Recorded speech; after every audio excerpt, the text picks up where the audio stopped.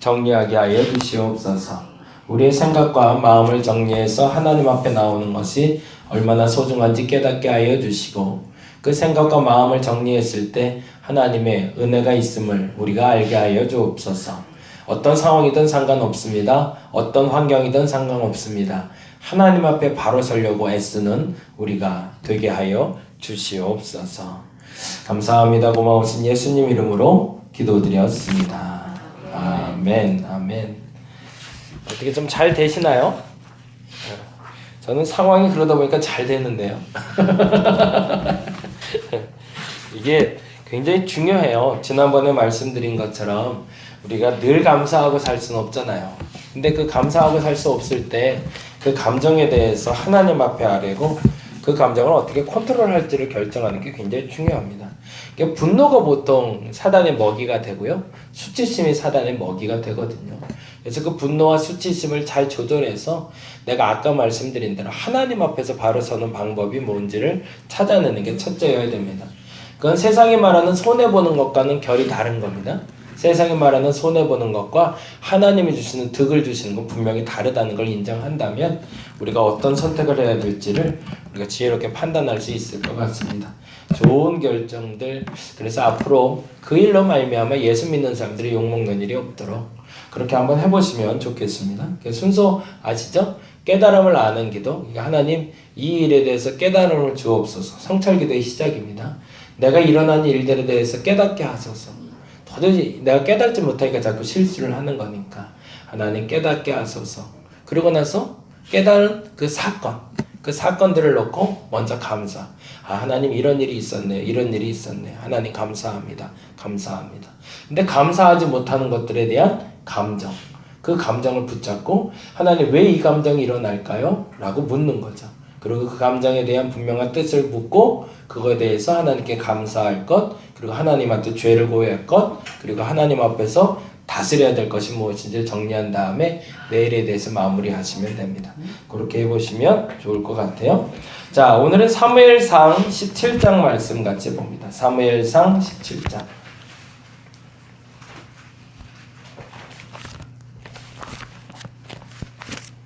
지난주 이야기 사무엘상 17장과 그리고 오늘 이야기는 전도서 이야기가 됩니다.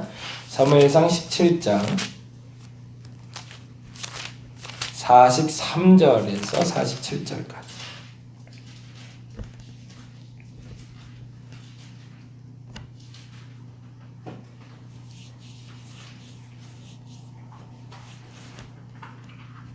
(43에서 47) 자, 같이 한 목소리로 천천히 한번 읽어볼까요? 블레셋 사람이 다윗에게 이르되 내가 나를 개로 여기고 막대기를 가지고 내게 나와왔느냐 하고 그의 신들의 이름으로 다윗을 저주하고, 그 블레셋 사람이 또 다윗에게 이르되 내게로 오라. 내가 내 살을 공중의 새들과 들짐승들에게 주리라 하는지라. 다윗이 블레셋 사람에게 이르되 너는 칼과 창과 단창으로 내게 나아오거니와 나는 만군의 여호와의 이름 곧 내가 모욕하는 이스라엘 군대 하나님의 이름으로 내게 나아가리라. 오늘 여호와께서 너를 내 손에 넘기시리니 내가 너를 쳐서 블레셋 군대의 시체를 오늘 공중의 새와 땅의 들짐승들에게 주어 온 땅으로 이스라엘의 하나님이 계신 줄 알게 하겠고, 또 여호와의 구원하심이 칼과 창에 있지 아니함을 이 무리에게 알게 하리라. 전쟁은 여호와께 속한 것인즉 그가 너희를 우리 손에 넘기시리라. 아멘. 이 단어가 굉장히 중요한 단어죠. 47절. 여호와의 구원하심이 칼과 창에 있지 아니하고 전쟁은 여호와께 속한 것이다. 그건 뭐죠? 그들의 칼과 창으로 결론 지어질 수 있는 것들이 아니고 여호와께서 어떤 선택을 하셨는가에 따라서 그 전쟁의 승패가 결정난다는 거죠. 오늘 새벽에도 말씀드리고 개인적으로 제가 있는 일에 대해서도 말씀드렸지만 여기서 무엇을 손해보느냐가 중요한 게 아니라는 겁니다. 뭘 손해보고 뭘 득을 보냐가 중요한 게 아니라 이 일로 말미암아 내가 하나님께 속해 있는가 속해 있지 않는가를 스스로 판단하는 계기가 되어 주어야 된다는 겁니다. 자, 한번 적어볼까요? 지난주에 적었던 거니까 다시 한번 빨리빨리 적으면서 넘어가 봅니다. 믿음이라는 단어는 두 단계가 있다고 했고요. 그리고 두 종류가 있다고 말씀드렸습니다. 첫 번째 두 단계는 믿음은 지적 동의와 신뢰. 물론 이 단어가 다른 의미로 다시 해석될 수는 있겠지만 오늘은 이렇게 정리를 해봅니다. 믿음은 지적 동의와 신뢰라는 두 단계가 있다. 기도한 대로 성경을 본 대로 살고 있다면 신뢰하고 있는 단계고, 기도한 대로 성경을 본 대로 인정한다면 그것은 지적 동의에 불과하다 라고 설명을 드렸죠. 여기서 다른 단어가 뭐죠? 신뢰는 기도한 대로 본 대로 사는 것이고, 기도한 대로 본 대로 인정하는 건 지적 동의다. 그래서 이게 큰 차이가 있다고 그랬죠. 내가 지금 하고 있는 믿음은 그냥 인정인가 그렇게 사는 것인가 굉장히 중요한 겁니다. 이 일로 말미암아 하나님의 의가 드러날 수 있고 하나님의 영광이 드러날 수 있고 이 일로 말미암아 하나님이 욕먹을 수 있는 거예요. 그렇죠? 잘 기억하고 한번 보세요. 신뢰가 있고 직접 동기가 있다. 그리고 신뢰 단계의 믿음이 결국엔 결과를 가져온다. 지적 동의가 믿음의 결과를 가져오는 것이 아니라 신뢰 단계의 믿음이 결과를 가져오는 겁니다. 그래서 믿음은 이성적 믿음과 계시적 믿음이란 두 종류가 있다고 또 말씀드렸죠. 첫 번째 두 단계, 지적 동의와 신뢰라는 두 단계와 믿음은 두 종류가 있는데 이성적인 믿음과 계시적인 믿음이 있다. 이성적 믿음은 오감을 통해 경험되고 이해될 때 발생하는 믿음이다. 그리고 계시적 믿음은 성령님이 내 안에서 주시는 것으로 나의 노력으로 얻어지는 것이 아니다. 그러면 이성적 믿음은 감정에 좌지우지 될까요? 좌지우지 되지 않을까요? 좌지우지 되겠죠. 이성적 믿음은 충분히 내 감정에 따라 움직일 수 있는 믿음을 말합니다. 그러니까 이 믿음은 바뀔 수 있을까요? 못 바뀔까요? 늘 바뀔 수 있는 믿음입니다. 언젠간 나는 하나님을 믿는다고 얘기했지만 어느 날 보니 나는 믿지 않는 사람이었던 거죠. 근데 그 중심에 뭐가 있다? 아까 성찰기도에서 말했던 감정이 있는 거죠. 내 감정이 합하면 이것은 믿을 수 있는 것, 내 감정이 불안해지면 이건 믿을 수 없는 것이라고 말하는 것이 이성적 믿음. 근데 반면에 계시적 믿음은 감정이 휘둘릴까요? 휘둘리지 않을까요? 감정이 휘둘리지 않는 거죠. 그러니까 사도들은 목을 내놓고 죽을 각오도 할 수 있었던 것이 그 두려움조차도 내놓을 수 있는 믿음이었기 때문에. 그러니까 우리가 추구해야 될 믿음이라면 이성적 믿음이 아니라 계시적 믿음을 추구할 수 있어야겠죠. 그리고 그 믿음을 달게 받게 해달라고 기도하는 습관과 훈련이 우리에게 필요할 겁니다. 세 번째, 그래서 이제 구체적으로 본문 안의 이야기를 살펴보자면 본문 안의 골리앗은 경험적이고 이성적인 믿음을 가진 자라면 다윗은 어떤 믿음일까요? 계시적 믿음을 가진 사람으로 분류해서 한번 볼 수 있겠다라는 거죠. 그래서 골리앗은 경험된 믿음 그리고 이성적인 믿음을 가지고 승부수를 던지고 있지만 칼과 창을 가지고 나왔지만 내 칼로만 사람들 죽인 게 얼만데 라는 경험적인 믿음을 가지고 나왔지만 다윗은 돌팔매를 가지고 계시적 믿음을 가지고 나왔다. 첫 번째, 이성적 믿음은 자신을 향하는 반면 계시적 믿음은 하나님을 향한다 라고 적으시면 좋겠습니다. 그러니 이성적 믿음은 끊임없이 안경 벗고 계셔도 될 것 같은데 불편하시면 그래도 자꾸 더 만져서 네. 이성적 믿음은 사실은 내 중심입니다. 내 감정이 편하고 내 마음이 편해야 믿을 수 있다라고 말하는 것이라면 계시적 믿음은 하나님을 향합니다. 끊임없이 어떤 마음을 찾는 걸까요? 하나님은 어떻게 생각하실까? 내가 이렇게 했을 때 하나님 기뻐하실까? 에이, 너 꼭 그렇게 했어야 되냐? 라고 얘기하시면 안 하는 게 맞다는 거죠. 근데 굳이 우겨가면서 하나님 이거는 내가 반드시 해야 될 거니까 믿어야 됩니다. 라고 하는 건 잘못된 믿음이라는 거죠. 이성적 믿음과 계시적 믿음을 그렇게 분류할 수 있고요. 두 번째, 이성적 믿음은 합리적이고 과학적인 사실에 기초하지만 이건 매우 객관적이고 매우 옳아 보이는 거죠. 그런데 계시적 믿음은 초합리적이고 초자연적인 삶을 살아가는 필수 요소가 됩니다. 그래서 때로는 계시적 믿음은 참 바보처럼 보이는 거죠. 아유 바보. 그럴 땐 화를 좀 내야지. 그럴 땐 좀 웃어야지. 아유 그럴 땐 우는 거야 라고 얘기하는데 덤덤한 거죠. 예, 상처가 되질 않고 아픔이 되지 않으니까. 그 믿음이 저와 여러분의 믿음이었으면 좋겠습니다. 세 번째, 그래서 사단은 이 점을 늘 우리에게 공격합니다.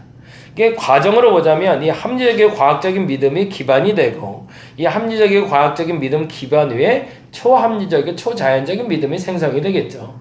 그게 원래 정상인 거죠. 그냥 초합리적이고 초자연적인 것만 너무 추구한다면 그 또한 문제가 될 겁니다. 왜요? 우리에겐 이성을 주셨으니까. 그래서 이성적 감정과 그리고 아까 제가 잠깐 적어놨는데 이성적 분노와 감성적 분노가 있어요. 이성적 분노는 내가 컨트롤할 수 있는 분노라면 감성적 분노는 내가 통제하지 못하는 분노입니다.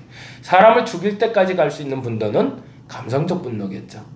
근데 사람을 죽이고 싶은 마음이 들었는데 안 죽였어요. 그건 이성적 분노겠죠.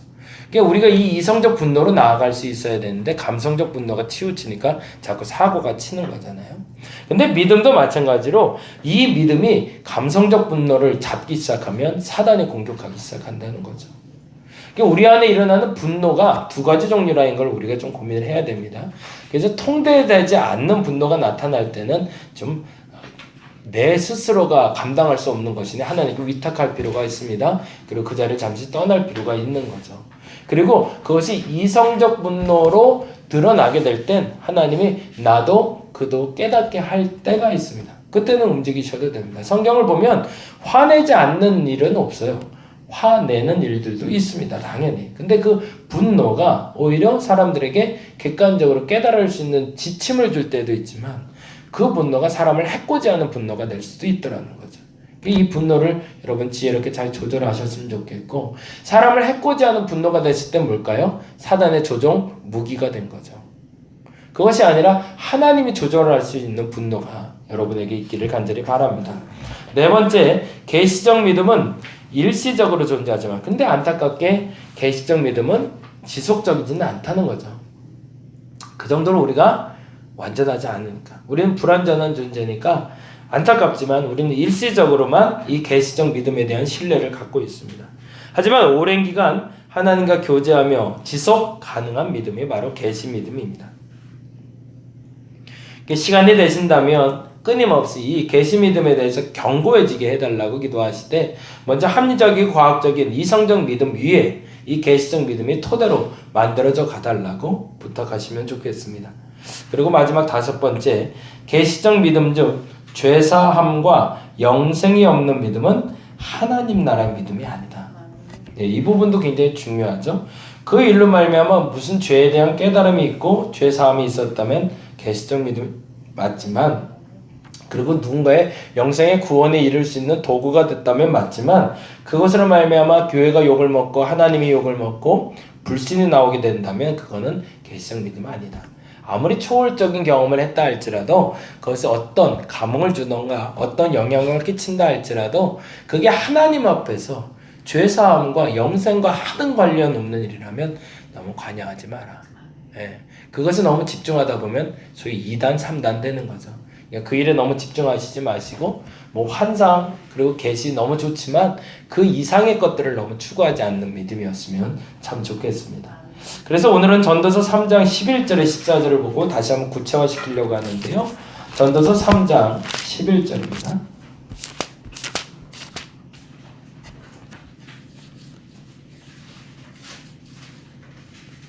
정수씨가 심심하시겠다. 죄송하네. 네. 다음 주에는 찬양하는 전도사님 오세요. 오늘은 시험 본대요. 근데 시험 공부를 하나도 못해서 걱정이 많아요. 그래서 다음 주는 못 와요? 네. 한 달에 한 번만 근데 그 한 달에 한 번이 오늘이야 어떻게 하냐. 아이고. 네. 죄송하고 하여튼 감사합니다. 3장 11절에서 14절 같이 볼까요? 전도서 때에 대한 이야기인데 굉장히 중요한 단어가 나오고 있어요. 제가 너무 좋아하는 단어인데 11부터 14절 같이 읽습니다. 하나님이 모든 것을 지으시되 때를 따라 아름답게 하셨고 또 사람들에게는 영원을 사모하는 마음을 주셨느니라. 그러나 하나님이 하시는 일의 시정을 사람으로 측량할 수 없게 하셨도다. 사람들이 사는 동안에 기뻐하며 선을 행하는 것보다 더 나은 것이 없는 줄을 내가 알았고 사람마다 먹고 마시는 것과 수고함으로 낙을 누리는 그것이 하나님의 선물인 줄도 또한 알았도다. 하나님께서 행하시는 모든 것은 영원히 있을 것이라 그 위에 더할 수도 없고 그것에서 덜할 수도 없나니 하나님이 이같이 행하심은 사람들이 그의 앞에서 경외하게 하려 하심인 줄을 내가 알았도다. 아멘. 굉장히 중요한 단어들이 나와요. 하나님이신 모든 것. 지난 작년부터 제가 계속 강조하는 건데 모든이라는 단어가 나왔을 때 성경의 이 모든은 어떤 모든을 말하는 것인가를 잘 살펴보세요. 그 사람들, 부류의 모든 사람들, 그냥 믿는 사람들, 모든 사람들, 온 전 세계 그 분야가 조금 달라요. 근데 지금 말하는 모든 것은 이 세상에 존재하는 모든 것을 말합니다. 그런데 이 모든 것이 때를 따라 아름답게 하셨다고 그랬어요. 그 말이 굉장히 의미가 있죠. 그러면 그 때는 하나님이 지으신 때일까요? 하나님과 상관없는 때일까요? 하나님이 지으신 때를 얘기하겠죠. 그 때를 따라 살 때는 아름답게 하셨대요. 그러니까 하나님의 때를 벗어난 것은 아름답지 않은 거죠. 세상의 모든 것을 지으시되 하나님의 때를 살아갈 때는 아름다운 겁니다. 근데 세상의 모든 것이 하나님의 때를 거슬려 살아가면 추해지기 시작한다는 거죠. 그리고 사람에게는 영원한 것을 사모하는 마음을 주셨대요. 단지 이 순간순간을 살아가는 것이 아니라 이 순간을 넘어 그 나머지 세상이 있음을, 영생이 있음을 알 수 있는 믿음을 하나님이 주셨다는 거죠. 근데 더 중요한 건 그 영원한 것이 언제 일어나는지 아무도 모른다. 그래서 사람들에게 측량하지 못하게 만드는 것도 은혜라는 거죠. 그러니까 하나님이 당신의 때를 살아가게 하시면서 그때의 끝이 어디인지를 알지 못하게 하는 것이 은혜라는 거죠. 네, 그 믿음이 정말 귀한 믿음이 됩니다. 그리고 나서 이제 얘기하는 게 12절에 이렇게 얘기하죠. 사람들이 사는 동안에 기뻐하며 선을 행하는 것보다 더 나은 것이 없는 줄 내가 알았지만 그러나 13절 사람마다 먹고 마시는 것과 수고함으로 낙을 누리는 그것이 결국에는 하나님의 선물이더라. 사람들이 기뻐하며 선을 행하는 건 참 좋은 것인지 내가 알겠는데 결국에 그것도 하나님이 선물로 준 거지 선물로 주지 않으면 그러한 누림도 없더라 라는 얘기죠. 그리고 14절에 이렇게 얘기합니다. 하나님이 행하시는 모든 것. 그러면 이 행하시는 모든 것은 뭘까요? 모든 것을 지으시고 때를 따라 아름답게 한 것을 얘기하는 거죠. 하나님이 행하시는 모든 것이란 모든 것을 지으시고 하나님의 때를 따라서 반드시 아름답게 만들어 놓은 그것이 언제까지 영원히 있을 거라는 거. 누구는 누리지 못하고 누구는 누리고 이렇게 되지 않고 모든 사람이 누릴 수 있도록 이건 영원히 존재할 것이다. 그런데 그 순간에 하나님의 때를 살아날 수만 있다면 그 사람은 영원히 아름다운 삶을 사는 사람이지만 만일에 그렇지 못하다면 추한 마지막이 될 수밖에 없다라는 거죠. 그리고 이렇게 얘기합니다. 하나님이 이같이 행하심은 사람들이 그의 앞에서 경외하게 하려고. 이렇게 때를 따라 아름답게 살게 하시면서 역시 하나님 믿으니까 맞구나, 좋구나 말하게 해주신다는 거죠. 이 깨달음이 저와 여러분이 온전해지기를 바랍니다. 이게 분명해지면 우리가 살아가는 시간들을 어떻게 살아가야 될지를 알게 되죠. 그 얘기에 대해서 구체적으로 다음과 같이 정리합니다. 한번 볼까요? 웨슬리안의 사명. 저는 감리교도입니다. 그리고 감리교인입니다. 그래서 감리교인들을 웨슬리를 쫓는 이들, 그래서 웨슬리안이라고 그러는데 웨슬리안의 사명이 있습니다. 국가를, 특별히 교회를 개혁하기 위하여 그리고 이 땅에 성서적 성결, 이렇게 적으세요. 국가를, 특별히 교회를 개혁하기 위하여 그리고 이 땅에 성서적 성결을 전파하기 위해서 라고 정의하며 하나님께서 우리를 그래서 세우셨다고 믿는 것이 감리교인들입니다. 감리교인들은 성서적 성결을 이루고 국가와 교회의 개혁을 꿈꾸는 사람들이어야 된다는 겁니다. 이 말이 왜 중요하냐면 국가와 교회의 개혁은 전복 세력이 된다는 얘기는 아니고요. 교회와 국가의 정화 능력을 가진 곳이 교회여야 된다는 겁니다. 교회에 들어와서 나가는 것은 깨끗해져야 되고 바르게 서야 되고 부족함이 채워져야 된다. 그래서 그 정화 능력을 개혁이라고 얘기하고요. 성서적 성결은 단어가 좀 어려운데 하나님을 사랑하고 이웃을 사랑하는 걸 얘기합니다. 그러니까 내가 끊임없이 하나님을 사랑한다고 고백하고 내가 끊임없이 이웃을 사랑하겠다고 고백하는 사람들을 만들어내는 것, 그것이 감리교회의 목적이라는 겁니다. 그러니까 내 입술로 이 말이 간헐적으로가 아니라 상시 반복적으로 나와야 돼. 나의 사명은 하나님을 사랑하는 것이다. 나의 사명은 이웃을 사랑하는 데 있다. 그런 말미암아 정화, 어디까지? 사회와 국가도 정화할 수 있는 사람이 되는 것에 목적이 있다라고 말하는 것이 감리교인의 사명이라는 겁니다. 그런데 문제는 사회와 교회의 변화는커녕 나 자신도 변화되지 못하고 있는 이유는 뭘까? 그 이유는 우리가 지금 말씀드린 대로 표현을 합니다. 성경대로 하나님의 하루를 살지 못하고 있기 때문입니다. 저는 이 단어가 너무 좋아요. 그래서 제 닉네임이 하루살이에요. 그래서 다른 사람들이 하루만 살고 죽으려고 그러냐? 그랬는데 아니, 하루를 살려도 바로 살려고 그러는 거지 라고 얘기를 해요. 어서 오세요. 네, 감사합니다. 네. 아까 말씀드린 대로 하나님이 모든 것을 지으셨는데 모든 것을 아름답게 만드셨어요. 근데 이 아름답게 만든 세상에 가장 중요한 게 있는데 그 아름답게 만든 것들은 하나님의 때를 살아갈 때 가능하다는 거죠. 근데 하나님의 때를 살아간다는 게 뭘까? 그 하나님의 하루를 살아갈 수 있어야 된다는 겁니다. 그러니까 하나님의 하루는 그러면 과연 무엇을 얘기할까요? 이번 주 이야기의 1번을 지금 나누고 있습니다. 1번, 신앙생활과 일상의 삶이 일치되지 않기 때문에 우리는 하나님의 하루를 살지 못하는 겁니다. 그건 뭐죠? 앞서 말씀드린 지적 동의만 이루어진 상태죠. 성경대로, 기도한 대로 인정은 하지만 그대로 살아가지 못하는 상태. 이번 주 이야기의 1번에 1번 가로 보고 있습니다. 적어주시면 돼요. 신앙생활과 일상의 삶이 일치되지 않기 때문이다. 내가 인정은 하고 있지만 그러나 그대로 살지 않고 있다면 우리는 하나님의 하루를 사는 게 아니다라는 겁니다.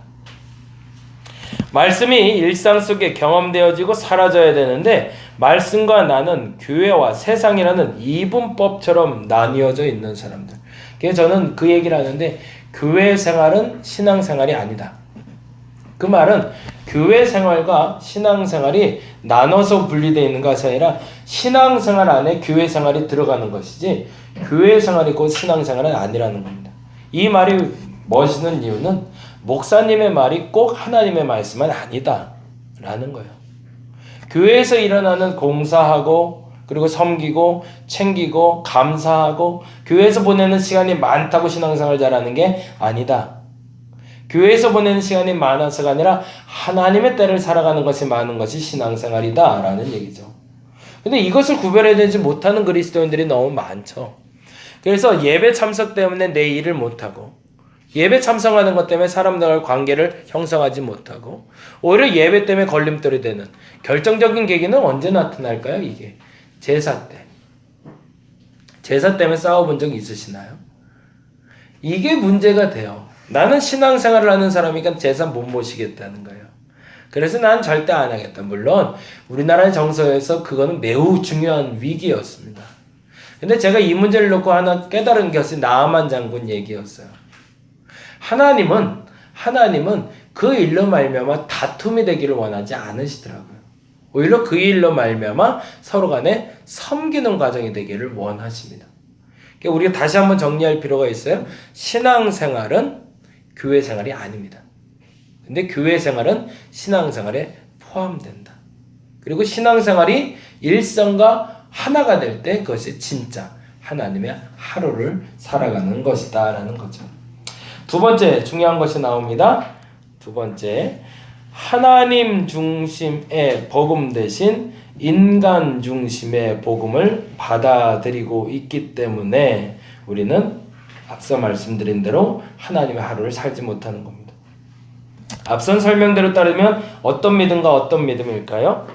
이성적 믿음과 계시적 믿음 중 이성적 믿음으로 신뢰하고 살고 있기 때문에, 그러니까 이성적 믿음만을 신뢰하고 사는 사람은 죄송하지만 하나님의 하루를 살아낼 수 있는 사람이 아니라는 거죠. 왜냐하면 사실은 이 두 가지는 우리가 솔직히 인정해야 될 단어가 있는데 그게 마지막 세 번째예요. 해 아래 모든 것이 다 뭐라고 쓸까요? 하나님의 것임을 아직은 믿지 못하는 겁니다. 그걸 솔직히 인정해야 됩니다. 하나님이 지으신 모든 것은 선함에, 하나님이 모든 것을 지으심에 때를 따라 아름답게 하셨고 동일한 얘기가 되죠. 근데 그 아름다운 세상을 왜 나는 추하게 살아가고 있을까? 그것은 매우 중요한 건데 아까 말씀드린 대로 신앙생활이 곧 일상이 되지 못했기 때문이고, 그리고 두 번째는 나 중심으로 신앙생활을 하고 있기 때문이고, 그 말은 달리 말하자면 이 모든 것이 하나님이 지은 것이라는 걸 난 아직 믿지 못하고 있기 때문에 그렇습니다. 그 말은 내 의지로 내 생각으로도 바꿀 수 있다고 착각을 하는 거죠. 그리고 내 마음에 안 들면 하나님이 아무리 옳다고 해도 옳지 않다라고 말하는 나를 발견하게 되는 겁니다. 자, 다시 한번 이제 정리합니다. 우리에게는 믿음이 있습니다. 그것은 지적 동의와 신뢰라는 두 단계로 가려지며 믿음은 두 종류가 있다고 그랬습니다. 이성적 믿음과 계시적 믿음이. 그래서 이 지적 동의와 신뢰라는 두 단계에서 이 신뢰 단계로 들어가기 위해선 우리는 계시적 믿음을 가져야 된다고 말씀드렸고, 이 계시적 믿음은 오감을 통해서 좌지우지되지 아니하고 이성적 믿음은 오감을 통해서 좌지우지되는 믿음이라고 말씀드렸습니다. 그리고 골리앗의 경험과 다윗의 경험을 통해서 이성적 믿음과 계시적 믿음에 대해서 다시 한번 정리를 했고요. 오늘 지금 말씀드린 대로 결국에 이 계시적 믿음을 살아가는 믿음이란 하나님의 하루를 살아가는 믿음이다. 오늘 저와 여러분이 이 시간이 그 하나님의 하루가 되시기를 간절히 바랍니다. 기도하겠습니다. 주어진 시간을 살아간다는 것이 얼마나 소중한지 압니다. 이 시간을 살아낼 수 있는 믿음을 우리에게 허락하여 주시고 지적 동의만이 아니라 하나님을 충분히 신뢰할 수 있는 사람이 되게 하시며 이성적 믿음이 아니라 계시적 믿음으로 감정에 좌지우지되지 아니하고 성령의 내주하심에 따라 움직일 수 있는 믿음을 갖게 하여 주옵소서. 하나님, 무엇보다도 신앙생활과 일상이 일치가 되게 하여 주옵시며 하나님 중심으로 살아갈 수 있는 우리가 되게 하여 주시옵소서. 이제 기도하고 하나님 앞에 결단하고자 합니다. 이 시간을 온전하게 살아가게 하여 주시옵소서. 감사합니다. 고마우신 예수님 이름으로 기도드렸습니다. 다 같이 기도하고 자유롭게 돌아가도록 하겠습니다.